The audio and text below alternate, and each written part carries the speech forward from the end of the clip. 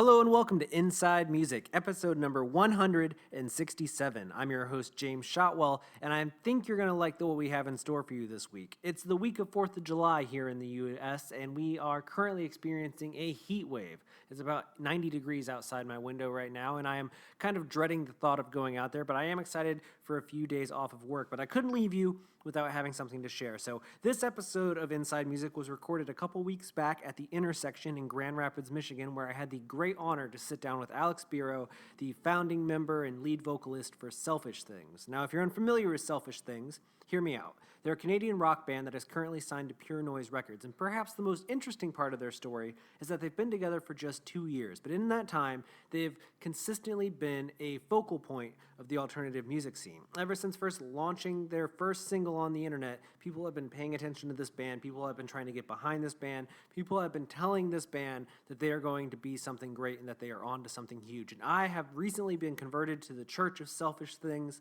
and I think that this conversation with Alex may convert you as well. He's a very kind, gentle-hearted person who has a very unique perspective on the world and about his music. You know, a lot of groups write songs about heartache and struggles, and that's certainly themes that appear in the music of Selfish Things, but Alex looks at songwriting with wider eyes. You know, he's trying to tackle some big ideas in ways that are both relatable and personal at the same time.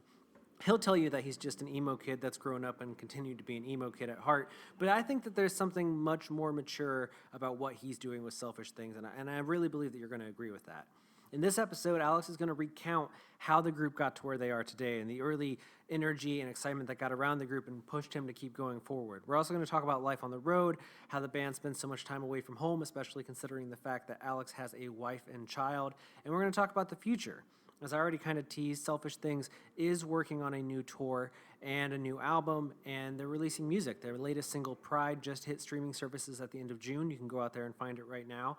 And the band has a lot more up their sleeves. We might even talk a little bit about some as-of-yet unreleased cover songs that Alex is hoping to work on. So this is a big introductory episode. If you've never heard of Selfish Things, you're going to learn everything there is to know during this conversation. And if you're already a fan, I think you're going to walk away knowing Alex a little bit better. At least that's my hope.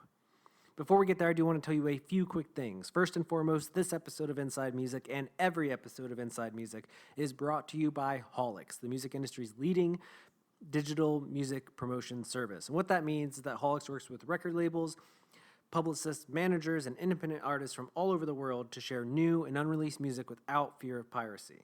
To learn how they do this and why they are the industry standard for digital promotion, visit Holix.com. That's HAULIX.com. If you sign up today, you'll get a free 30-day trial, and if you hate it, cancel anytime and you will not be charged. So once again, that's Holix.com, HAULIX.com. I also want to remind you about our YouTube channel where we post educational videos, episodes of the podcast, and news updates.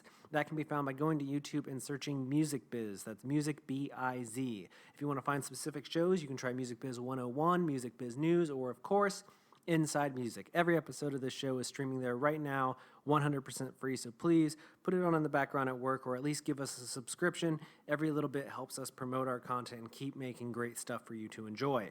I also, of course, want to ask you to please support Selfish Things. Even if you only stream one song, I ask you to go out there and do it. I think that Pride is probably the best song the group has released so far, and it's the newest one, so it's the easiest one to find. So head out there, stream Pride, listen to everything you can of Selfish Things, and get ready because the forthcoming rule of them in this scene is upon us. So sit back right now, relax, and get to know my pal, Alex.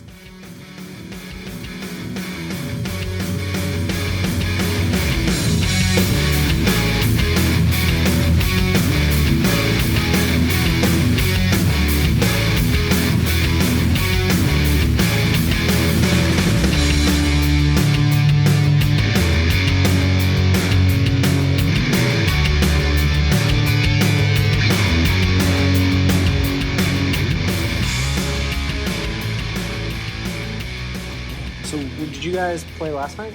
Yeah, we did. Where were you? We were in Columbus, Ohio. Okay. What is that venue? It's slipping my tongue right now. Newport Music Hall. All right. Okay. Yeah, I saw a tweet about half the band went to a frat party at Ohio State afterwards. Yeah, it wasn't even after the show. It was we loaded out in our van and trailer. So it's like 7:30. It was literally 7:30 on a Saturday, and our van and trailer had been parked there's a sidewalk, and then there was like a frat house from Ohio State. And in Canada, there's not a lot of, frat parties. There are a lot of like, St. Patrick's Day parties, and they do like pub crawls and things like that. But we were like, this is Project X, and so we had 30 paps left over from the show before in Indy. So we just grabbed a case of beer and like rolled up to the house party and started to hand it out to all of these jock kids, and we walked in, and there was like the king frat like sitting on the couch just like totally out of his mind. And he's like accepted us as one. It felt very very animalistic in a way. Yeah, it was funny as fuck. So yeah, it was interesting. It was a great show though. That is a frat party to a T in my mind. Like, it was never my scene, but anytime that I found myself at one, it kind of works like that. Like, there's a king in the castle somewhere. Yeah. And you're just like, I don't belong here. Yeah. We definitely did not. Do I just stand around and listen to your shitty music? Yeah. No worries, man. Dom from Broadside texted his mom and was like, you know how I said I always wanted a brother, Mom? Well, today I went to a frat party and they all accepted me as brothers, and now I have a whole family of brothers. And she's like, I'm so proud of you, sweetie. It was funny. Yeah, I feel like anytime I've ever been in a party situation like that, it's half of it is hearing people tell the worst night of their life stories, like, oh, last time I drank this or I did this, ended terribly, and the other half of the room is just getting ready to have that night. Yeah. They're getting ready to have their worst ever story. You're just like, man, I don't really... Just watching it happen. It's like any of those music videos from the 90s where someone's just standing in a room and everything else around them is moving very quickly. Like, this isn't... It's basically the Garden State moment. Yes, it is basically Garden State every day. Yeah. How's this tour been going for you? Was it, before we get to that, was it like a last minute thing for you guys to hop on this, right? Yeah, it very much was. Lizzie Farrell, unfortunately, had some issues with her visas. In this America? What? Yeah. So we got a call on a Thursday. We were actually supposed to go into rehearsals for the album for a month, and I was on my second day of training at a day job because my wife had broken her ankle earlier in the year, and we needed some supplementary income. And I got a call and was in the bathroom, and then I stepped out of the bathroom and handed them my shirt and my apron. And 2 days later, we were driving to Colorado Springs. So, yeah, very last minute, half of us got fired, and punk rock, I guess. That's rock and roll these days. Right? Yeah. It was worthwhile though. Yeah, the tour's been fantastic. Like, Broadside had become family with us in like a week. We were like already really close, and Omarosa are awesome, and the Set It Off guys have been really like incredibly kind for a band of their stature. I like their LED stage scrums. Yeah, it's wild. Yeah, the light show and the visuals are insane. I just tweeted the other day that I miss the days when every band had scrims, and I saw they have those LED ones, and I was like, now that's taking it to the next level. Yeah, they're in the future. They're 5 years ahead. Ped, who does their lights, is also in the future. That guy is so talented. So yeah, this tour is fantastic, and it's been really beneficial for us. So. Yeah, I would say that it seems like the perfect opportunity for you guys, because I feel like all those bands, in their own way, like Set It Off and Omarosa, a little bit more matured in terms of gaining popularity, but Broadside's one of those bands that like all the Twitter kids love. Yeah, and it's like a band that you're a little bit more like me, so you kind of have that feeling where like you learn about bands through Twitter because you see just kids talk about it all the time. You're like, what is happening? Like, what is this thing? Totally. I interviewed the Prince Daddy and the Hyena Kid guy the other day, and I was just like, I don't only know your band because I keep seeing kids in your sweatshirt, and I had to be like, what the hell is this thing? Yeah. What is happening? It's so true. Broadside are they're very internet savvy. So. Yeah, exactly. And you're like, okay, I don't understand how you did this, but so I feel like it's good for you guys because I love what you guys are doing, but I definitely feel like you aren't as internet savvy in the way where it's like every young kid is talking about selfish things. But you can be out here around these, see those kids, and then maybe they'll give a damn. Yeah, that's been very much the reaction. Like, our social growth has been really huge. Like, we haven't been a band for that long, so I wasn't expecting, or I haven't really ever expected the moon, considering we don't even have an album out. But the last 2 weeks we've been up between like 40 to 60 followers a day on Instagram, and it's just been really tangible in that context. So yeah, very beneficial for us in every way. That's great, man. And speaking of music, you said going into rehearsal for the album. I was going to ask about that because yesterday was 4 months since the last single came out. Yes. To the day. Yeah. So in selfish things world, that's about the time you usually drop another song. Like you guys seem to have like a good 4 to 6 month cycle. That's usually the So is there another song coming, or are you just gonna go right to the record and then? in 5 days actually? Yeah. 5 days. Yeah. Damn, so I'm 5 days early. 5 days early. Yeah, it comes out June 28th. Yeah. All right, what's it called? It's called Pride. All right. Yeah. Is it another rocker like the last one, or another ballad? It is very much a full band ballad, not piano driven ballad. Oddly. Okay. A lot of gang vocals, Ooh, ambient gang vocals guitar, and a ballad. Look at yeah. that. So it's probably the furthest left we've gone for, a single. I'm nervous about it. I'd be lying if I said I wasn't. But I hope it does what we think it'll do. And yeah, the whole album's it's a mixed bag. It really is just like Drained is on it, and then the single coming up. And That was gonna be my next question. Yeah. So is this all tying in together to what will be on the album eventually? Yeah. Or at least those two songs. Yeah, we went very like genres are dead, I would say, on the album. It's been a discussion recently, especially like that little Nas Ex guy dropping his EP, and it's like Yeah. a little bit of everything, and kids seem to really go for it. And Yeah, people love that little Nas Ex EP. It's wild. I mean, I love it too.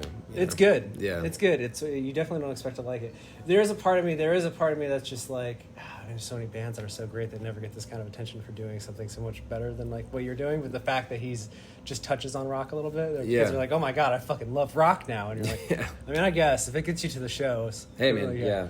if it'll sell some more tickets for some other bands, then like, sure. And yeah, more power to him. I mean, I feel old these days listening to, a lot of the stuff that comes out because I'm a Taking Back Sunday, brand new, like My Chem kid. Yep. To exactly. a T. And like all these genres are blending and we can do this and it's cool. It's adventurous. I think the next generation is way more adventurous than like our generation was. It's amazing what a difference 10 years makes. It's growing up on the internet, man. Yeah. Yeah, It's really. It's that short attention span. Not having dial up. Yeah. My partner right now, she like grew up listening to like Typo Negative and Rob Zombie and White Zombie and stuff. So she's even harder than you and I to like make that switch. She's like, why is this? What is happening? Yeah. What is this? I need it to be a thing. And I'm like, no. Things are everything. Now. Yeah, it literally is. Everything is everything now. You Yeah. can't just be one thing anymore. She's like, that's dumb. And I'm like, I know. Yeah. It's fine. Yeah, it really very much has to do with the attention span, I think. And not in a negative way. It's just there's so much coming at you now. Yeah.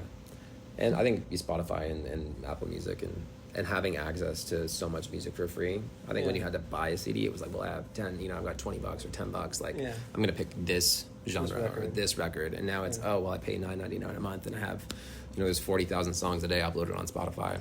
So all of that access, Yeah. it's like trick-or-treating, but on a grand scale. So I wanted to talk to you not too directly about this thing, but there's this whole ordeal. This whole drama on the internet this weekend about this fucking stupid tweet from our last night or whatever about the size of the crowd. And I loved your response because it wasn't a meme, which was a nice thing to see. Even though I tweeted memes myself of it, but you had made this comment about being grateful for it's been like 2 years now. Yeah, 2 years, and touring in a band and everything. Do you think? I don't know, like. When you see a tweet like that where it's like, haha, suckers, we're on a tour bus, we're selling out, like, how does that make you feel? Because as somebody that's so happy with where you are right now, is it like, do you get angry by something like that? Do you just think it's stupid? I think... You had such an adult response to it where I was like, I know this guy's similar heart here because he's not just like, fuck these guys. Yeah. I think enough people are angry about it. I feel that about everything. Yeah, like we're in an era of teardown culture and an era of people calling each other out, and I would much prefer to not take that path as much as possible. So if there's a bunch of negativity that is happening in a corner of the internet, and in this situation there was quite a lot of negativity, and a lot of bigger bands than us responded. I would say in a very honest and admirable but negative way. I just figured I would say, look, I'm really happy with where I'm at. I wouldn't trade it for the world, and I got to see North America and different countries with my best friends, and I'm not making $1 million, and I'm not on a tour bus. Yeah, but I'm fine with that. So, to each their own, and I think people really do go after them. And sometimes unfairly. Yeah. And I think their talent is negated sometimes. Yeah.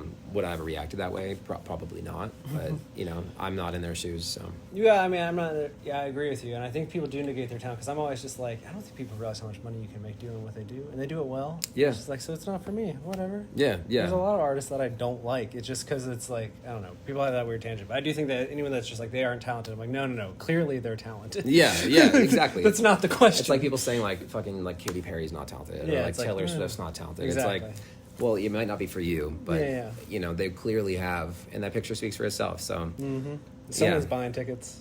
yeah, someone's buying tickets, and was it gracious? By no means was it gracious, but I don't think that.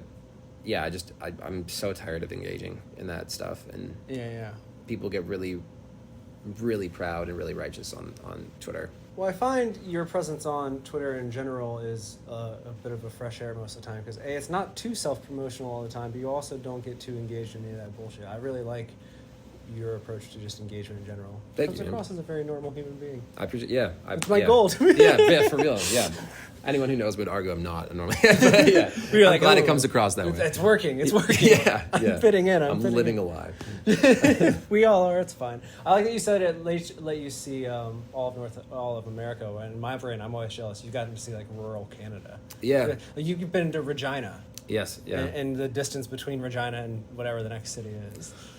Yeah, touring Canada. Our first tour was with Simple Plan in Okay. 2017, and we had to drive from Toronto to Vancouver to start it. So that was, that was wild. I hear that it's just brutal, but it's probably pretty. Yeah, it's beautiful. Once Northern Ontario is gorgeous. The plains are beautiful in their own way. A little more boring. The But first few times, anyways. yeah. And then once we hit Alberta, it's just like the Rockies in Canada are a lot more, I'd say, a lot more sheer, a lot more like steep than like the Colorado Rockies or the American Rockies. So it's and all of the Rockies were on fire when we drove through them that first time. So there's a lot of fire references in the album as a result. But Canada is beautiful. We're very lucky. It's that kind of thing you can't shake, right? You see like mountains on fire. Okay. Yeah. I've been writing about this for the rest of my life now. Yeah, Mixed Flood was actually the cause of, the Vegas shooting, but that as well were kind of the bread and butter of writing Flood. And it totally impacted me. It makes climate change a lot more real when you see, no more glaciers and everything's fucking on fire. So That's life. yeah. Oh my God. Yeah. So you mentioned going into rehearsal for the album. Does that mean when you get off this, you're going to do that? Did this bump your recording schedule back a little bit? So the album's finished, which is great. Okay. It's mastered and artwork's done. We're just in the process of getting all the pre-order stuff ready. We finished this tour the 19th of July. We're actually doing the whole thing. Okay. And then we drive up to Edmonton to play a new festival in Alberta called Chaos Alberta. All right. So it's like Zombie and Manson are headlining the main stage that day, and we open the main stage. And then we have the month of August off until, from what I gather, mid-September. We're just waiting on paperwork for a tour, but it looks like we're going to be out in September all the way to December. Okay. 2 tours back to back. So, Is the album in there somewhere? Yes, that's also a point of discussion right now with our management, with Pure Noise. Kind of just trying to see where it places. I think it's dependent on whether or not we get the paperwork for the September tour, but it'll be anywhere from September to December, November, from the last email I saw. So yeah, That could easily change. yeah. I feel like you guys have working with the Pure Noise team right now I think that's one of the only labels that's really got like a community around it where anything they put out, kids are like, what is this? Yeah. Like, I feel like they're doing that thing that like Victory, Drive Through, Hopeless all used to do, where it's like if you like one of those bands, you liked all of those bands. Yeah. It's amazing. I think Jake is probably one of the most intelligent people I've ever met. I don't get how his brain works, but I agree. Yeah. Like when he picks up bands and like, this is amazing that you signed this. I just don't see how you put it together in that puzzle of a label that you have. Yeah. I think he's very progressive. I think he was ahead of the curve on the genreless thing. It was very much like a pop punk label at first, and then hardcore came in, and now it's people like myself, Corey Wells, Lizzie Farrell, All the way up to Knock Loose. all the way to Knock Loose. So it's the And spectrum Just of Friends, which is then like it's just there's everywhere, and I think he has a lot of vision.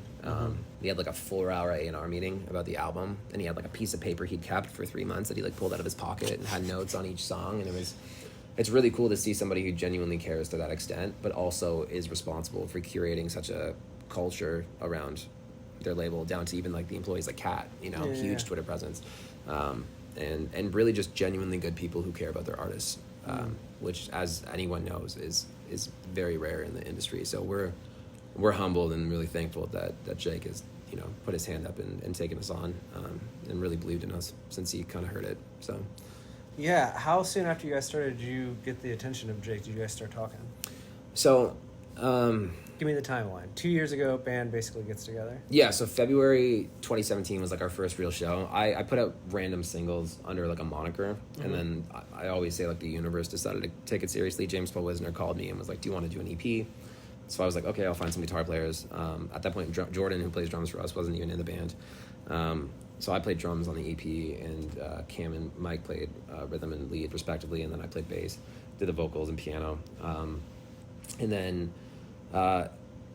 Dan from BBC Radio 1 actually played our music out of nowhere after we put out the first single from the EP and handed it to Raw Power, our management. Raw Power let us audition for them in New York City in July of 2017. And then One thing after another. yeah, and then at first we had some conversations with other labels. I think at that point the genreless thing it wasn't as solidified, so it was kind of, you know, people were hot and cold. Like, yeah, well, if you go in this lane, and I was like, well, I want to go in every lane. Yeah. And then Jake was always at the table, and Jake really felt strongly about it. Obviously, he works Boston Manor for Raw Power as well, and they've done incredibly well, and continue to grow, and I think are the next like big thing. Another band that that I discovered more through kids loving them online. Yeah, Like, what is yeah. happening? And just like, you know, aesthetic and sound Yeah. and branding and Memes. Yeah, memes. You Yeah, can get your band into a meme. dude. It's really Yeah, cute. that you're on a certain trajectory. So yeah, Jake was just always at the table, and we had some good conversations, and it felt right. At first, we were on weekday, and obviously that kind of came to an end, and he said, "Do you want to come over to Pure Noise?" And we did. So. And it felt right. It did, absolutely. Yeah, it's always felt right with Jake, and we're very thankful for it. So how does it feel to have, I mean, I feel like it's been so like a single here and there, a single every few months in the touring, but right now it seems like you're on the cusp of it getting like a little extra crazy. So how do you feel about, I guess, what the back half of this year is starting to look like? I'm really excited. Yeah? It's not I mean, too overwhelming yet? No, I think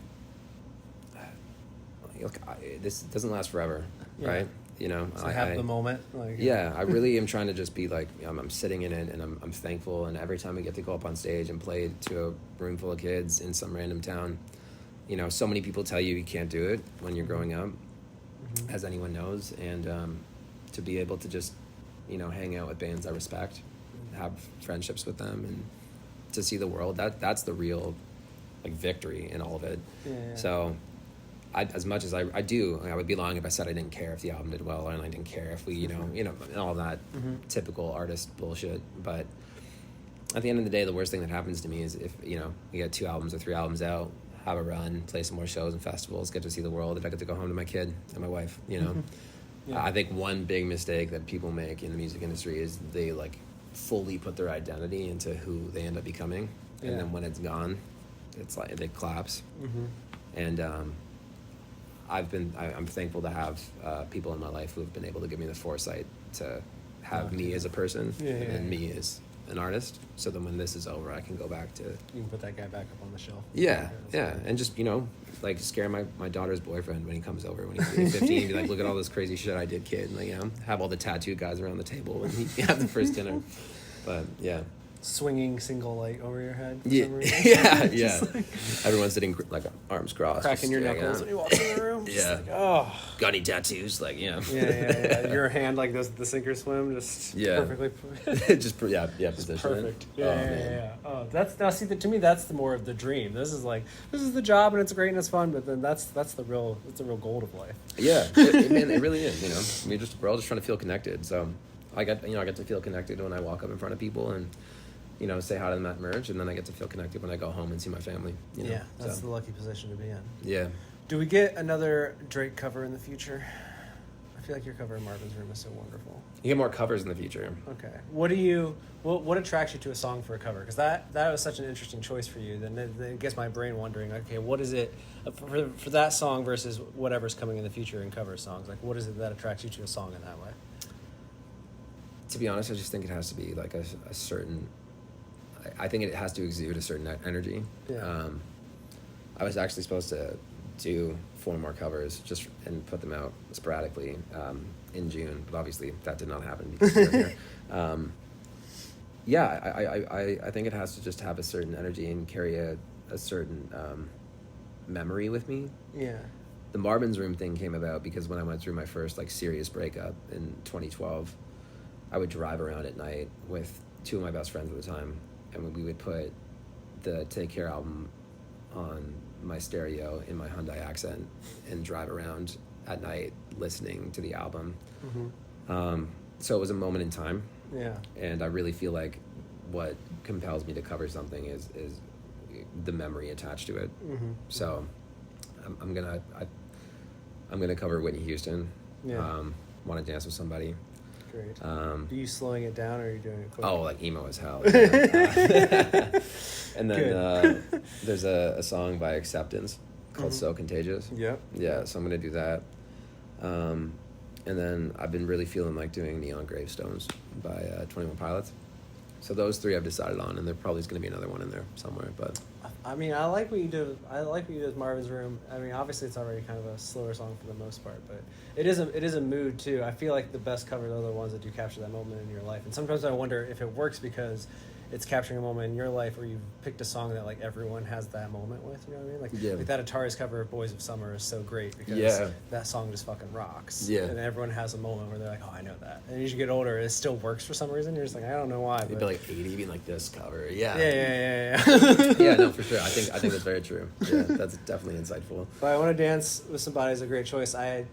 I mean, that song also has like this weird second leg that's been happening the last couple of years. Like I feel like that particular Whitney Houston song has like found new life. Like I just saw Maggie Rogers a few months ago. Okay. She finishes her set, does her encore is an a cappella song. She doesn't have any more songs. She like does all 16 songs, and she's like, I don't have anything, so yeah. And then it ends, and then the exit song is always I Want to Dance with Somebody, and it's just like 1,500 kids just singing that song, dancing on the yeah, just like because it matches that like power of her music. It was just in a popular way, and I was like, this is still a thing. Like everyone knows all the words still. Yeah, I think those songs are just timeless. It's like Smells Like Teen Spirit, or like A Bullet with Butterfly Wings. There's just so many records that kind of just penetrate, regardless of the era. Does your how does the missus feel about the emo version of I Want to Dance with Somebody? Is she just like, you on your emo shit, or is she like? I feel like she knows I'm gonna always be on my emo shit. She wouldn't have married you if she didn't know. Yeah, she definitely signed up for it. Yeah, she's very tolerant, I would say, of that. She broke her ankle in January, and she's actually moving out right now from our apartment while we have an 8-year-old recovering. She just started walking like a month and a half ago. Life with someone in the music business. Yeah, she's incredibly tolerant of my touring and very supportive. So I think as long as I'm not like she gets mad when I climb stuff. That's the only that's the quotient. She saw the photo from Indy, and she was like, "Can you not climb on the cabs and the speakers anymore?" And I'm like, I'm going to. I'm sorry. Listen, I have 2 options here. I'm just going to tell you I'm going to do it. Yeah. I'm trying to beat the Fever 333. Fantastic. I have that same thing with my partner. She's not an emo kid as myself, as I kind of mentioned. So she'll just be like, what is with you in this sad shit? Like sometimes I'll come to that, not in a loving way, but she's like, I just don't get the sad shit like you do. Like, I don't know what to tell you. Just my heart. Just some days so you get sad, you want something happy. I'm just like doubling down on it. Like, oh my god. Yeah, just like sitting there with candles lit, listening to Bonnie Bear, I'm like, how slow can we make this song? All right, man. Well, I appreciate you taking the time to talk to me. You're on this till the 19th. Yeah, people can find you on Twitter and everything. Is it all just Selfish Things? It's just at Selfish Things. The only one that Selfish Things banned is the website. This is the one thing you didn't get? Yeah, the one thing we could not acquire. Is someone actually using selfishthings.com? I think someone owns it. I'm just gonna, I think once it expires, because it's not active, we'll just buy it, Yeah, I mean, good luck. Yeah. I own my name because someone took my last name. Shotwell used to be a punk band, and when it expired, then it went up for sale for like $3,000, and I was like, this is only because I've been trying to buy this thing for like several years, and something knows that people keep searching. They saw the Google, Googles. the internet's out to get you in that way. But. Yeah, man. All right, so the 19th, and then people can find you on Selfish Things Everywhere, and then album tours all fall. Yeah. Details soon. Yeah, details soon. TBD. I am on the NDA on Oh, those. and Pride this coming Friday? Pride on June 28th. Yeah, this Friday. Oh, man. Is it just a stream, or is there a video? What are we doing? So for the album, we're doing these things called moving visuals. So we're doing music videos as well, but just like Drained. Okay. They're kind of like little motifs that Okay. fit the narrative of the both the album and the song. It'll probably look real good on Spotify in a vertical video when people stream this. Yeah, song. we've been trying to get those. Yeah, the canvas thing's tough to acquire these days. But, we submitted for it. We're seeing. Yeah. Yeah, that's the future, is those weird stories on Spotify. Yeah. I don't even think people really know how to use them yet. Yeah, I don't either. One of the artists that we know on Island, she uploads a different video to each song every 3 weeks, and she sees like a 20% spike in her spins because of her fan base, and it's just genius. So. I listened to a song this morning, and I'll show it to you, but I think there is a story, there's one of those videos, but it's just like the guy's face, and I was like, I don't know, what am I supposed to do with this information? Yeah, yeah. Lil Nas Ex did like some really cool little clips and stuff. Sometimes it's just like a weird image. I'm like, what is this? Yeah, yeah. Don't get your art. Aesthetic. All right, well, thank you.